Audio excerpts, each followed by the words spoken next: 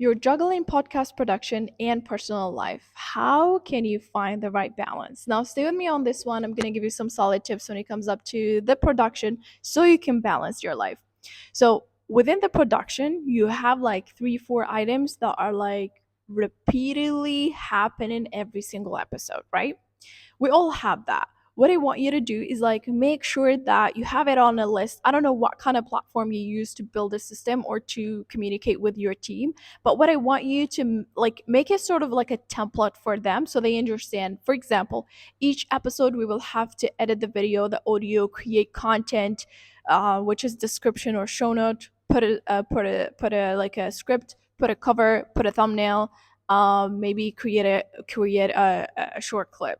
So this is kind of something that is going to be repeated all the time. So you don't have to actually check on your team and check on production every time you record an episode. Unless you don't have a system, then that makes sense why you should, check on your team.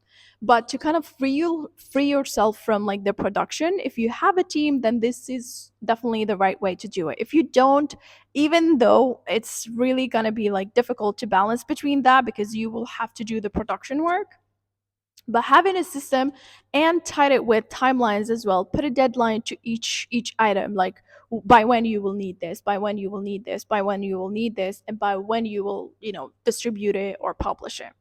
So that is going to create like a lot of things. I do have like a lot of courses, and I'll have like a also a lot of templates when it comes up to put in system for production, for marketing, for promotion, for guests. I have all of these templates, so feel free to reach out if you need any help. I'll be happy to kind of like support you where it makes sense.